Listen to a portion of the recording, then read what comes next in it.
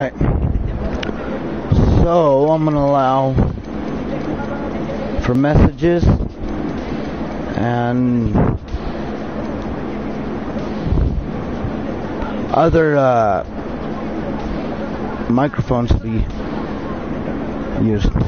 Anyways, I'm gonna go ahead and dive into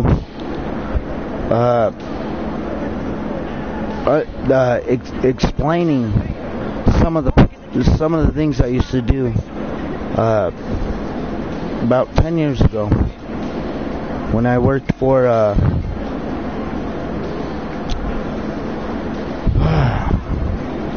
an organization. I'm not going to say right now. I just don't feel like it's time to say. But we worked under pretty much, if you could figure out what I'm talking about, go ahead and leave a comment. But I worked with a team of 90 of us. Out of the whole nation, we were the best at what we did.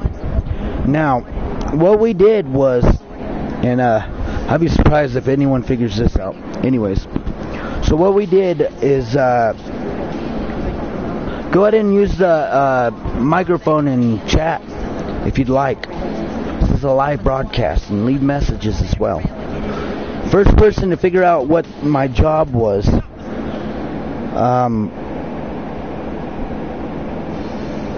will win some sort of gift. Probably a gift card. Maybe even a fidget spinner. Okay, so what we used to do, it was a team of 90 of us.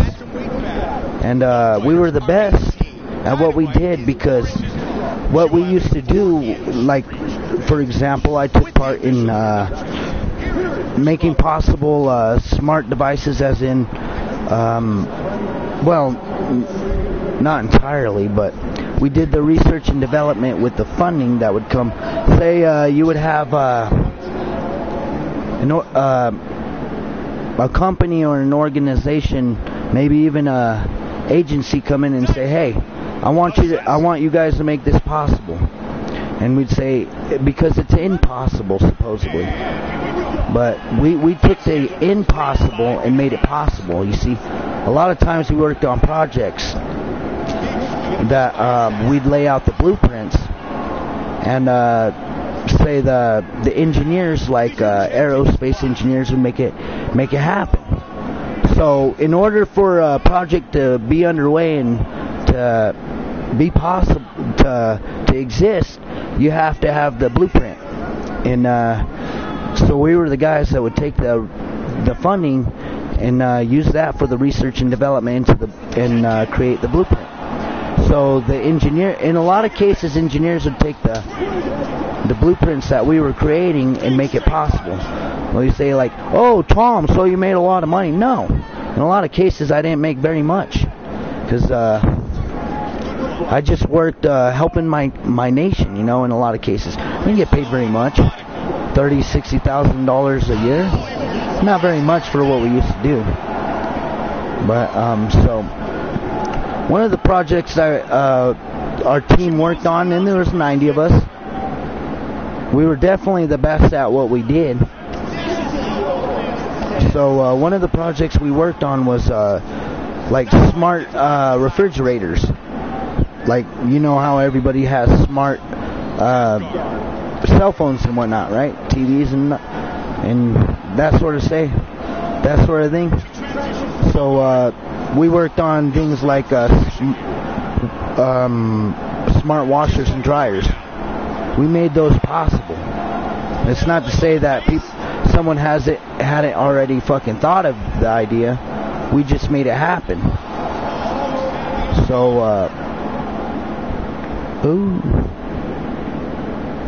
posturing up. Anyways, so what we used to do is we'd make the impossible possible. So we worked for under so we basically worked under the federal government. So in a lot of cases we helped the military complex with different shit, I'm not having a This ain't easy multitasking on this game and chatting about this stuff. So this is my first time trying to chat about shit like this. You know, I thought about today if I've been talking about too much shit, but honestly, I'm not reaching enough people to worry about that shit. So why not?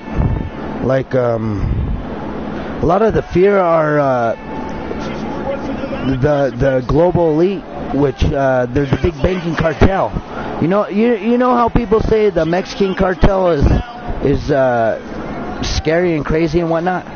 Well, there's a cartel even more powerful than that, and that's the big banking cartel. Now, Tom, who are they? They don't exist. Well, they exist because we gave them their power, basically. So basically, by the world population putting their money in the bank, and the bank, even on paper, says they use that money to invest in for their own gain, right? So these are the very fucking top dogs. You know how you have the pyramid, right? Bear with me, because this is not easy as I play this UFC game.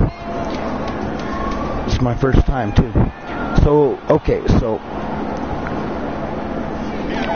to get back into what I was talking about, I'm talking about the banking cartel, which are the top of the pyramid. These are the guys that control every aspect of currency. So, okay, maybe I shouldn't talk about that right now. I'm a little iffy about that. So basically, these guys, they portray these top dogs. You know how we have the political spectrum of things and the political figureheads. How they always portray fear on the public. Well, pretty much they're portraying fear that doesn't exist. You know, I hate to admit it. In some cases, when you get into the religious aspect of things, it really makes sense. But I'm not going to go there right now. What I'm gonna try to reveal to you guys here on YouTube is I say that because my competitor probably doesn't understand what I'm doing. No, I'm doing YouTube videos right now. So what I'm going to try to reveal to you guys is I'm not doing this very well. Forgive me. This is not too easy. Okay.